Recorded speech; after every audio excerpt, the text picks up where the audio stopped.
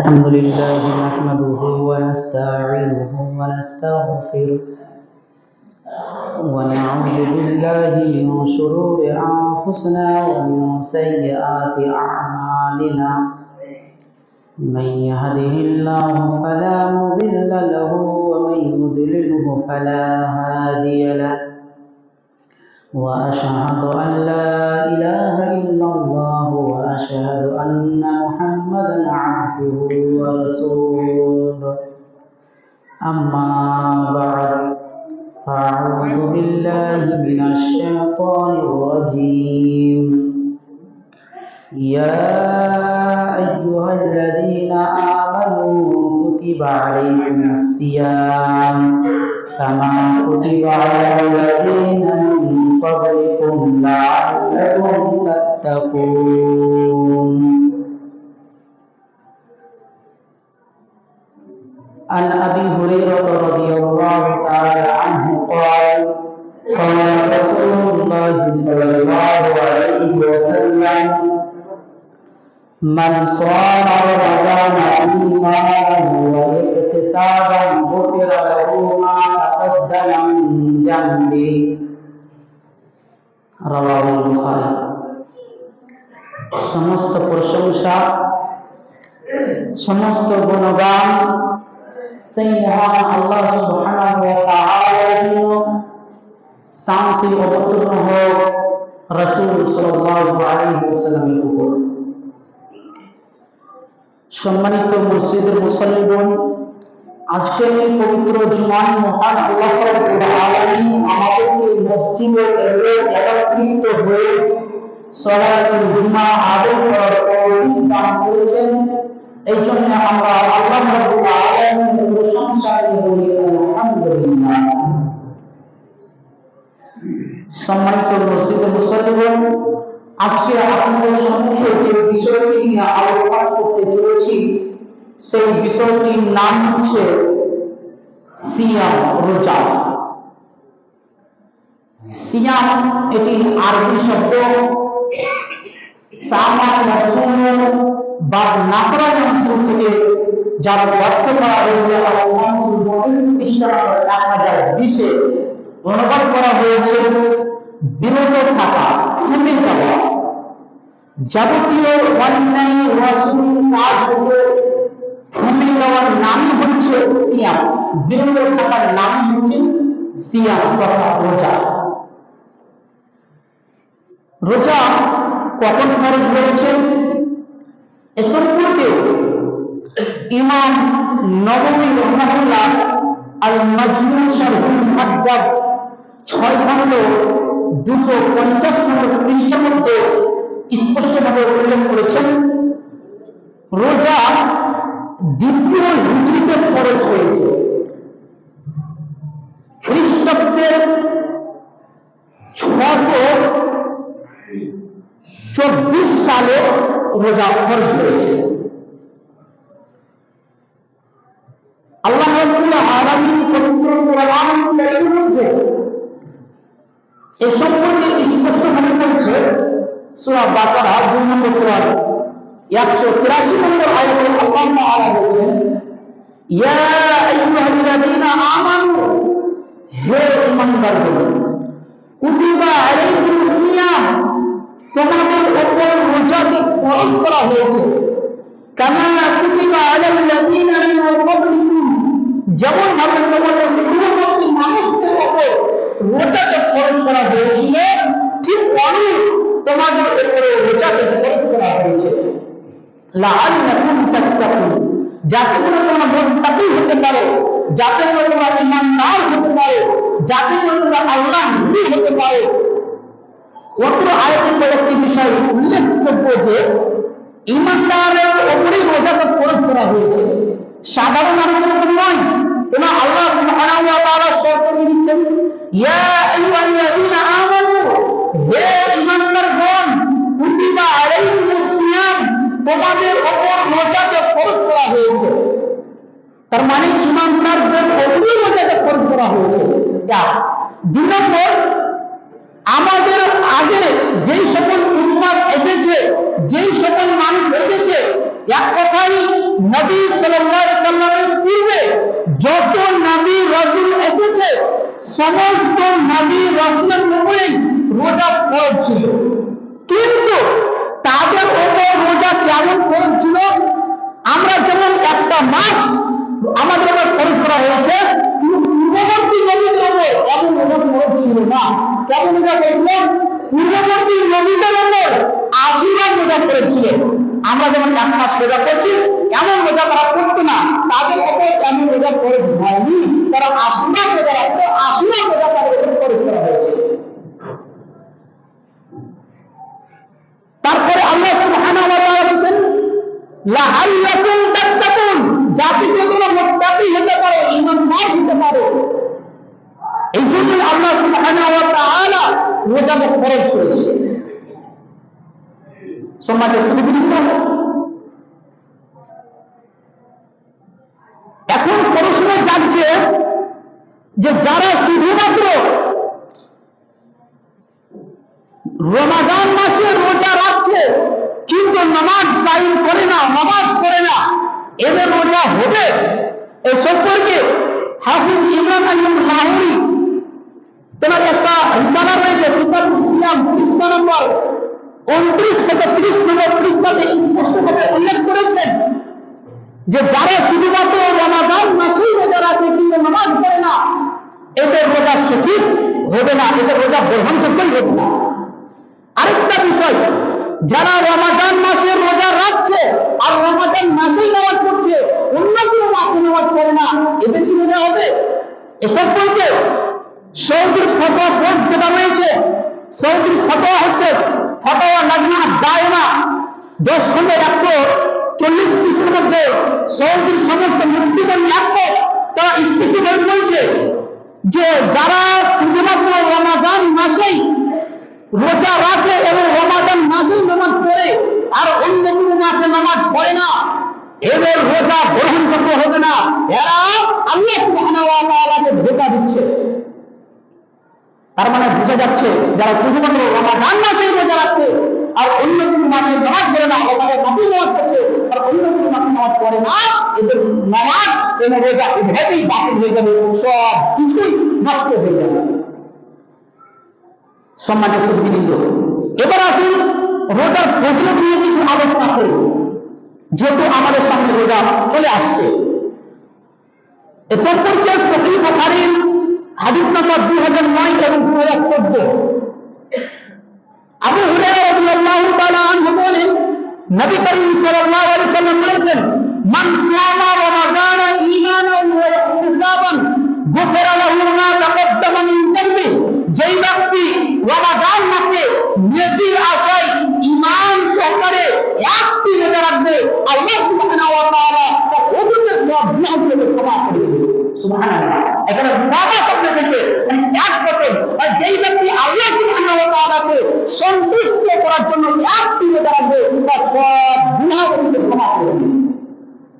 তারপরে আল্লাহ নবী সাল্লাল্লাহু আলাইহি ওয়াসাল্লাম বলেছেন, ওয়ামান কামা রমাদানা ঈমানান ওয়া ইহতিসাবান গুফিরা লাহু মা তাকদ্দামা মিন যামবি, আর যেই ব্যক্তি রমাদান মাসে নেকির আশায় তারাবির নামাজ কায়েম করবে, আল্লাহ সুবহানাহু ওয়া তাআলা তার অতীতের সমস্ত গুনাহগুলোকে মাফ করে দিবে, তার অতীতের সমস্ত গুনাহ ক্ষমা করে দিবে।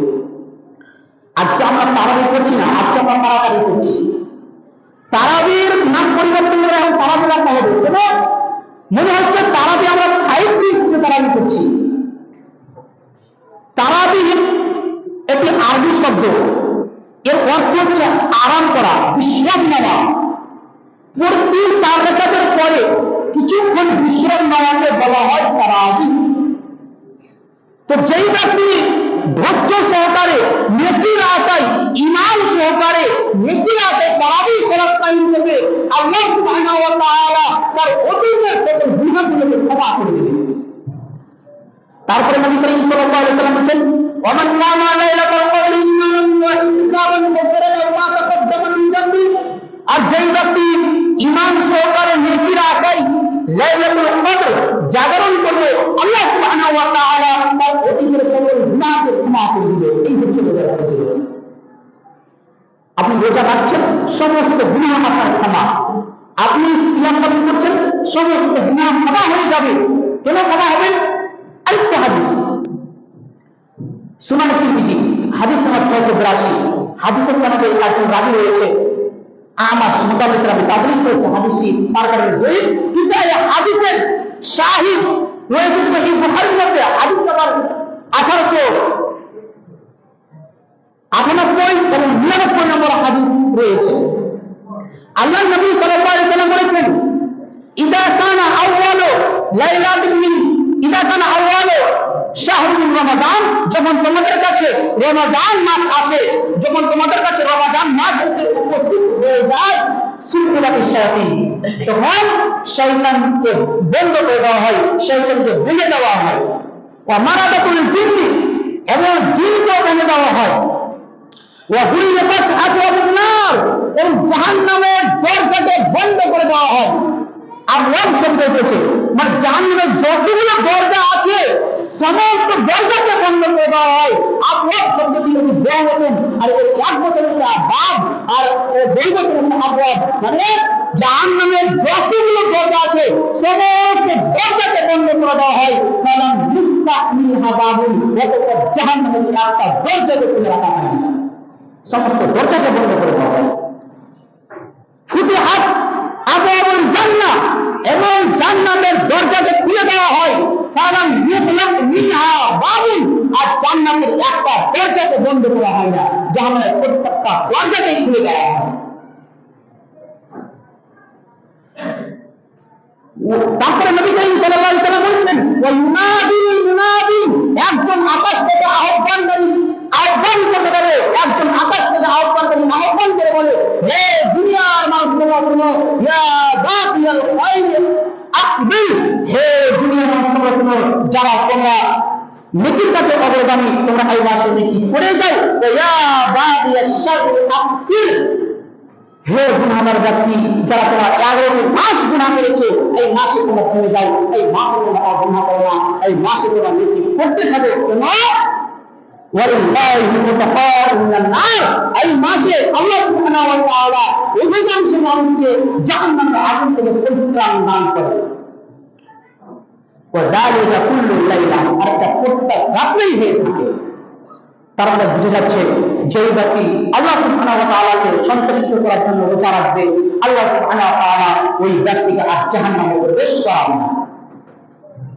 যে ব্যক্তি আল্লাহ সুবহানাহু ওয়া তাআলাকে সন্তুষ্ট করার উদ্দেশ্যে রোজা রাখবে, আল্লাহ সুবহানাহু ওয়া তাআলা ওই ব্যক্তিকে জান্নাতে প্রবেশ করাবে।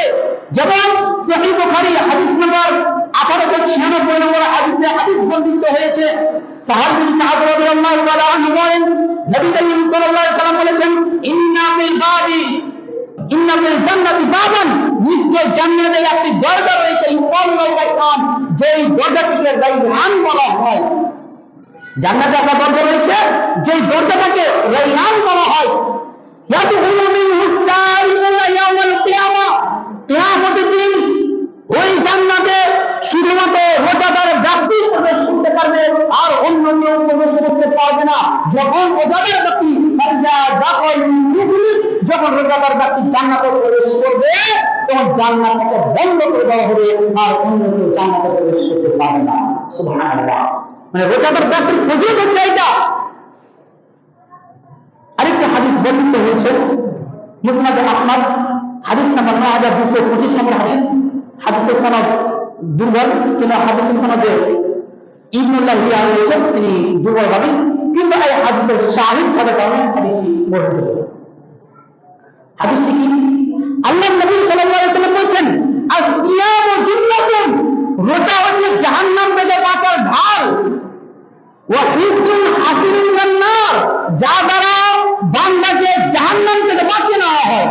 এই রোজাই আপনাকে জাহান্নাম থেকে বাঁচাবে। এই রোজা কেন আপনাকে জাহান্নাম থেকে বাঁচাবে? বললি মুসনাদে আহমদ হাদিস নম্বর 15263 নম্বর হাদিস, হাদিসের সনদে ইবনুল্লাহ আছে দুর্বল, কিন্তু হাদিসের শাহিদ আছে, এখানে হাদিসের সহিহ। হাদিসটি হচ্ছে আল্লাহ নবী সাল্লাল্লাহু আলাইহি ওয়াসাল্লাম বলেন, ইন্নামাস সিয়ামু জুন্নাতুন, নিশ্চয় রোজা জাহান্নাম থেকে বাঁচার ঢাল, নিশ্চয় এটা জাহান্নাম থেকে বাঁচার ঢাল। ইয়াস্তাজিল্লু বিল আফতিন নার, যা দ্বারা মানুষকে জাহান্নাম থেকে বাঁচিয়ে নেওয়া হয়, যা দ্বারা বান্দাকে জাহান্নামের আগুন থেকে পরিত্রাণ দান করা হয়। কেন? আল্লাহ সুবহানাহু ওয়া তাআলা বলেছেন এই রোজা আমার জন্যই, আর আমি আর নবী নিজ হাতে প্রদান করব। সুবহানাল্লাহ। পৃথিবীর মধ্যে এত ইবাদত আছে, নামাজের চাইতে বড় কোনো ইবাদত পৃথিবীতে নেই, কিন্তু আপনি নামাজ পড়ছেন তবুও আল্লাহ নিজ হাতে লিখে প্রদান করবেন না। কিন্তু এই রোজা যদি আপনি রাখেন আল্লাহ সুবহানাহু ওয়া তাআলা নিজ হাতে লিখে প্রদান করবেন। তাহলে এর চাইতে ফজিলত আপনার কি? রোজার ফজিলত আরো অনেক আছে, যেমন সহিহ তারগিব ওয়াত তারহিব হাদিস নম্বর 983 নম্বর হাদিস। মুআয বিন জাবাল রাদিয়াল্লাহু তাআলা আনহু বলেন, নবী করিম সাল্লাল্লাহু আলাইহি ওয়াসাল্লাম আমাকে বললেন, আলা আদুল্লুকুম আলা আবওয়াবিল খায়র, আমি কি তোমাদের সমস্ত কল্যাণের কথা বলে দিব না? আমি কি তোমাদের সমস্ত কল্যাণের দরজার কথা বলে দিব না? বলা ইয়া রাসূলুল্লাহ, আমি বললাম আল্লাহ রাসূল আপনি কেন বলবেন না, আপনি বলবেন। তখন আল্লাহ নবী সাল্লাল্লাহু আলাইহি ওয়াসাল্লাম বলেছেন যে রোজা হচ্ছে জাহান্নাম থেকে বাঁচার ঢাল, এই রোজা মানুষকে জাহান্নামের আগুন থেকে বাঁচিয়ে দেয়। তারপর বলেছেন ওয়াসসাদাকাতু তুদফিরুল খাতিআ, এবং সাদাকা দান মানুষের গুনাহগুলোকে মিটিয়ে দেয়। কামা ইউফিউল মাউন নার, যেমন ভাবে আর পানি আগুনকে নিভিয়ে দেয়, ঠিক অনুরূপ সাদকা মানুষের পাপকে মিটিয়ে দেয়। এই হাদিসগুলো দুটো বিষয় স্পষ্ট যে আপনি রমাদান মাসে রোজা রাখবেন এবং রমাদান মাসে দান খরচ বেশি বেশি করবেন। কেন? এই রমাদান মাসে দান করলে আপনি ডবল নিতে পারেন।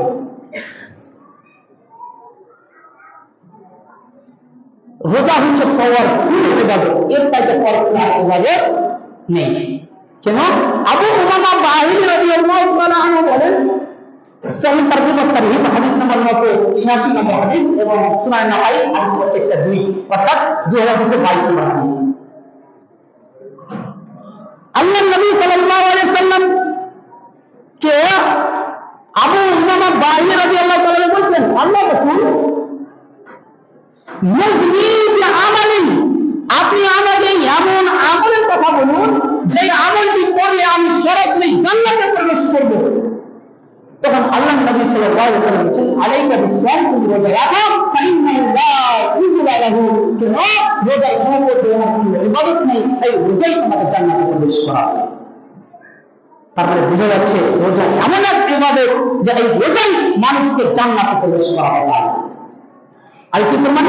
সহিহ বুখারী হাদিস নম্বর 1397 নম্বর হাদিস।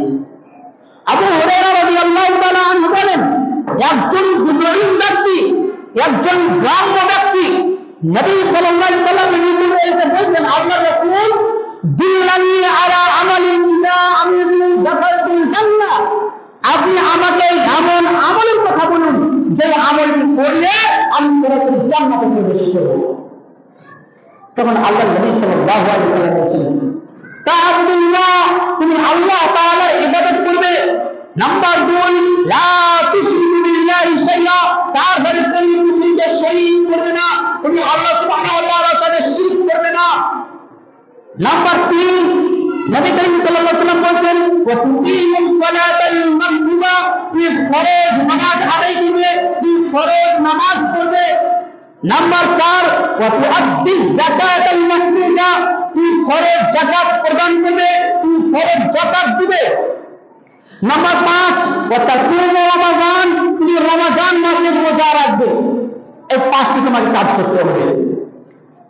তখন ওই ব্যক্তি বলছে, ওই গ্রাম্য ব্যক্তি বলছে, ওয়াল্লাযী নাফসি বিয়াদি, কসম সেই সত্তার যার হাতে আমার জান রয়েছে, যার হাতে আমার প্রাণ রয়েছে, লা আজিদু আলা হাযা, আপনি যতটুকু বললেন এর বেশি আমি করব না। আপনি 5 ওয়াক্ত নামাজ পড়তে বলেছেন, 5 ওয়াক্ত নামাজ পড়ব, সুন্নাত পড়ব না। আপনি যাকাত দিতে বলেছেন, আমি যাকাত দিব, কিন্তু দান করব না। আপনি আমাকে রোজা রাখতে বলেছেন, রোজা রাখবো, কিন্তু আমি নফল রোজা রাখবো না, শুধু ফরজ রোজা রাখবো। ওয়ালা আজিদু আলা হাযা, আমি আর বেশি করব না, এই 5টা কথা বললে আমি 5টাই করব, এর আমি বেশি করব না। সহিহ মুসলিম হাদিস নম্বর 14 আছে, ওয়ালা আনকুস, আমি এর চাইতে বেশি কম করব না।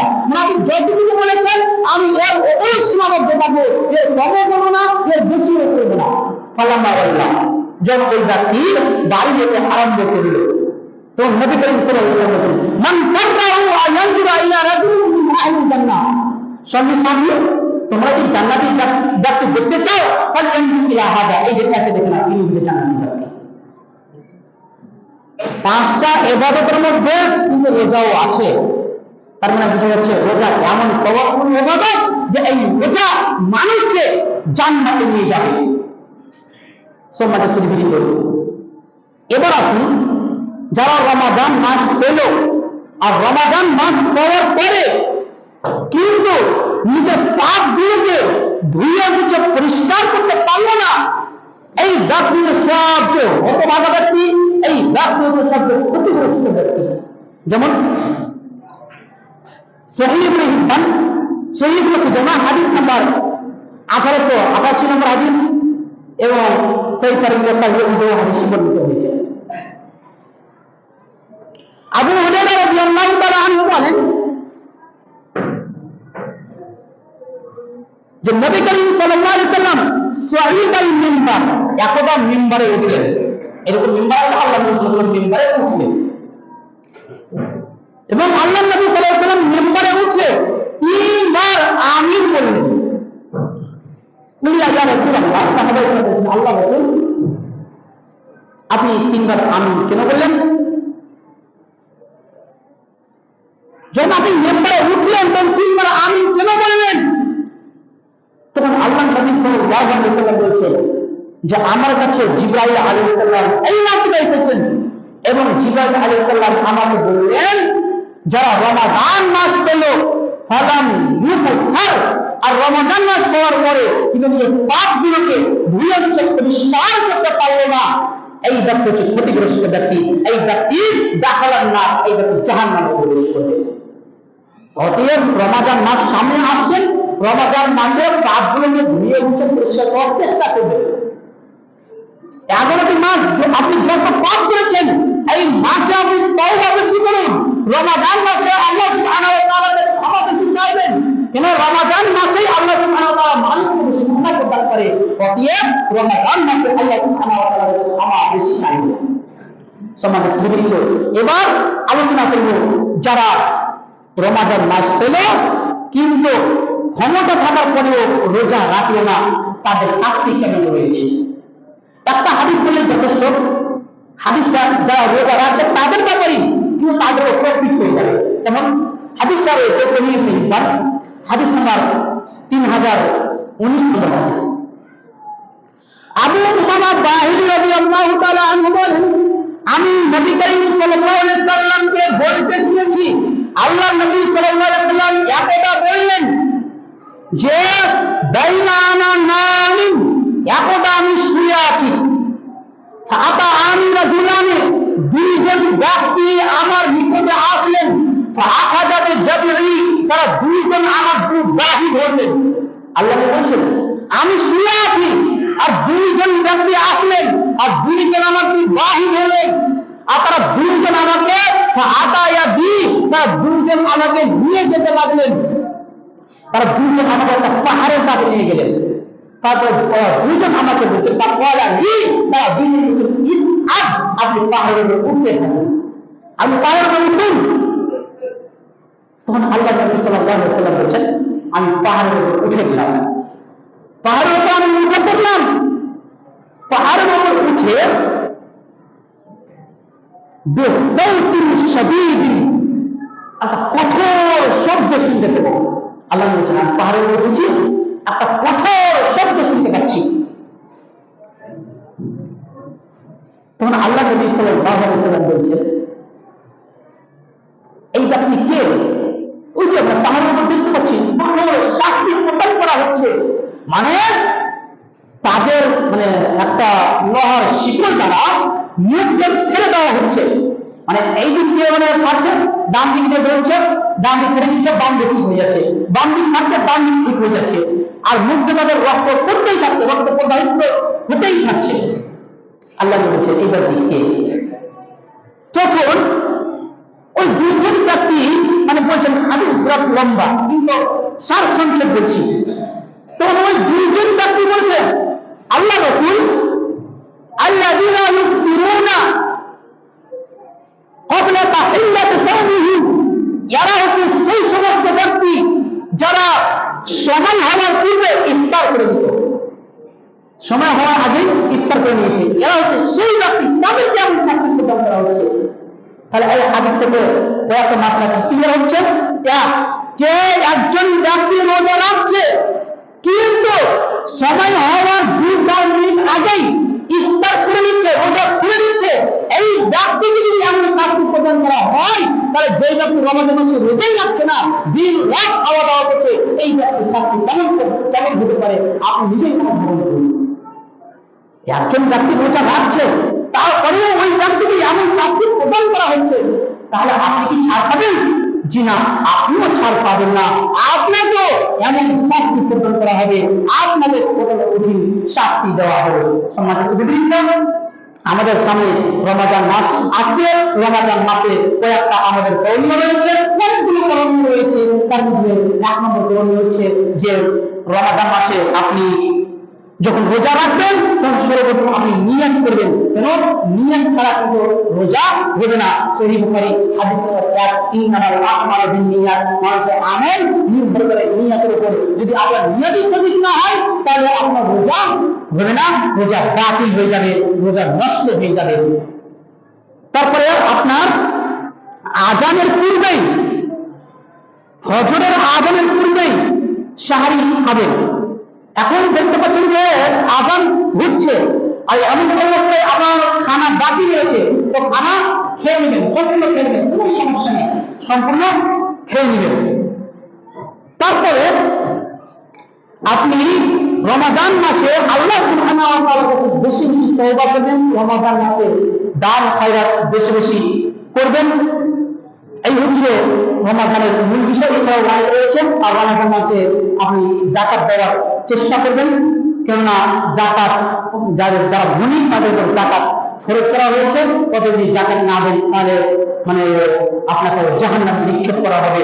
অতএব যাকাত প্রদান করার চেষ্টা করবেন। আল্লাহ সুবহানাহু ওয়া তাআলার নিকটে দোয়া করি, আল্লাহ আপনি আমাদের প্রত্যেককেই রমাদান মাস সঠিকভাবে পালন করার তৌফিক দান করুন, সকলে আমিন। আরেকটা কথা যে আমরা দেখতে পাই রমাদান মাসে যখন আমাদের সামনে রমাদান মাস আছে তখন ইফতারের পূর্বে কিংবা সাহারির পূর্বে এলান করা হয় যে কতক্ষণ সময় আছে, 10 মিনিট সময় আছে, তোমরা তাড়াতাড়ি উযু করে নাও, এইভাবে এলান করা হয়।